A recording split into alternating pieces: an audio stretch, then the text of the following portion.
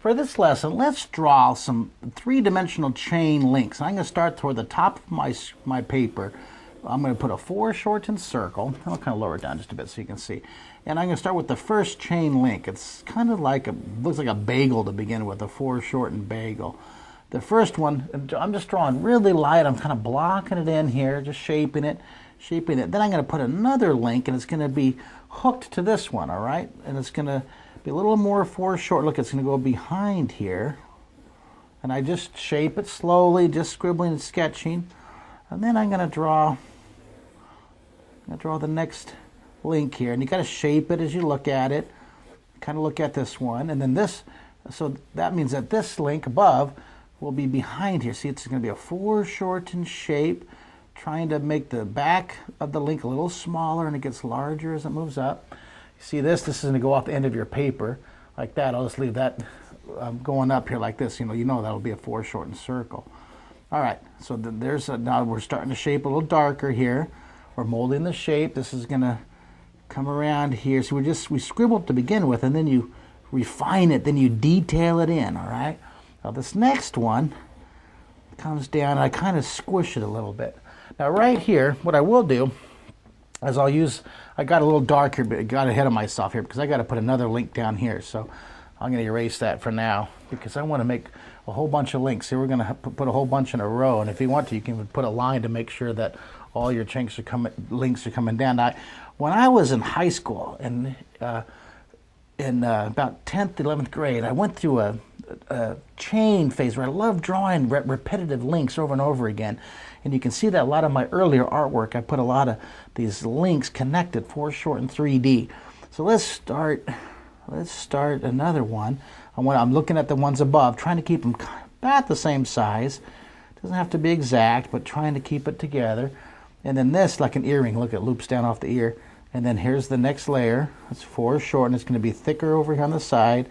Trying to keep them all just about the same size here, as good as you can freehand. You don't want to have to use a stencil or something like that, which, some people do. That's all right. But let's just draw these freehand. Okay? Now, so there's like the bagel. This will be the linking bagels. How's that?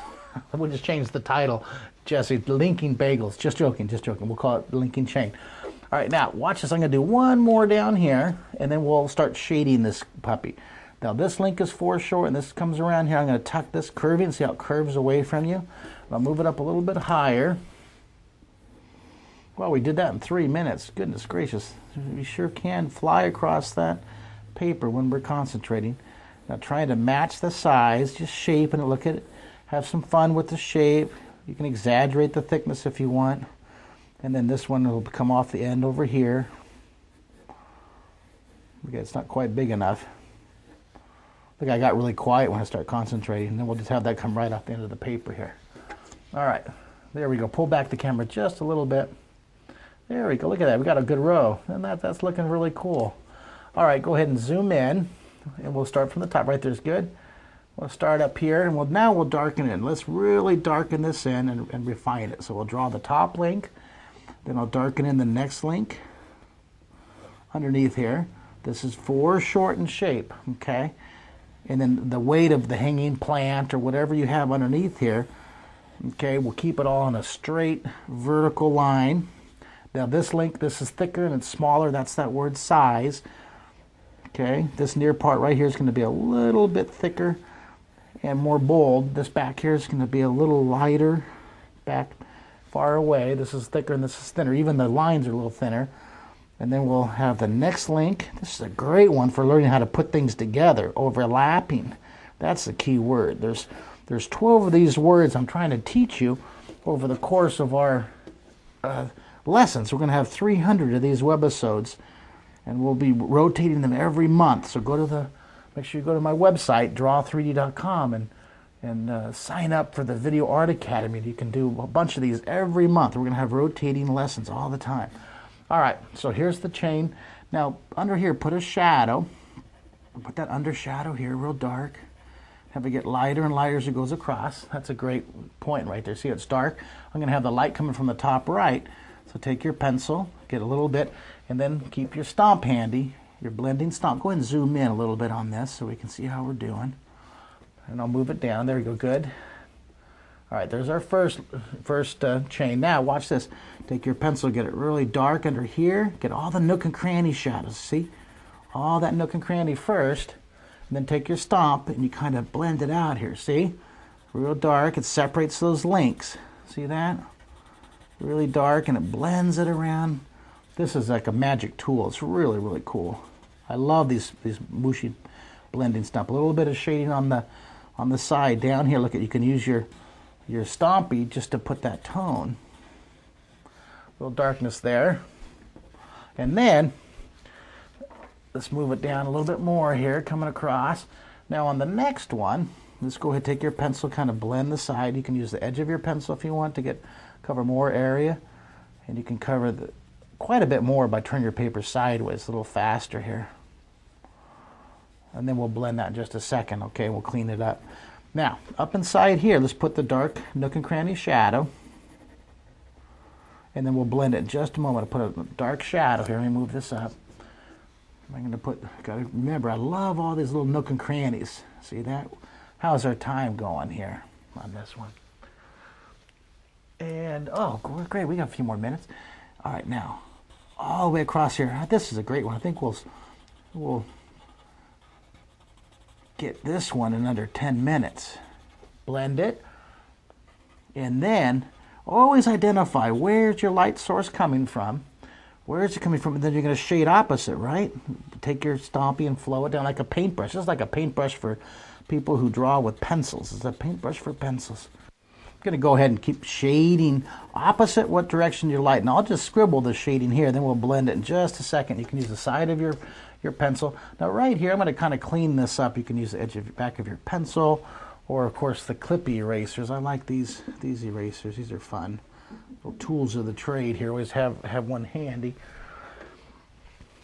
I always keep a brush so I can get all the crumbs out of the way. This is just a real fun exercise. You can do like 4 or 5 of these links hanging. Maybe do a whole curtain of chain links coming down, medieval time, medieval castle kind of thing. So let's take your stump.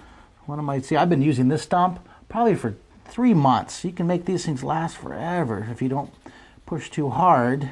But it's kind of hard not to push too hard because you get so aggressive with these things. It's just great, a great tool. Put that blending. See what it does? It really smooths it out. Now it's starting to really look like the linking bagels, doesn't it? I love the undershadow. Now what I used to do when I was in high school is I would use dots to shade. I would put 1,000 dots, a little stippling. I would shade it with dots, the whole thing, thousands of dots. It'd take me, I'd just sit here for hours putting dots with my pen and ink. I'd use a rapidograph. And I just don't have the hour and a half on our lesson to do that, so I'll put a blended shading. But if you want to, it's a neat exercise. Take a sharp, fine point pen and just shade with a million little dots. It's called stippling. Stippling. People have different ways to say it. I call it dots. Shade with dots. Okay, put that undershadow, nook and cranny, all the way down here. And then I'll scribble it here a little bit. Well, there you go. This is an awesome lesson for you to practice over and over again.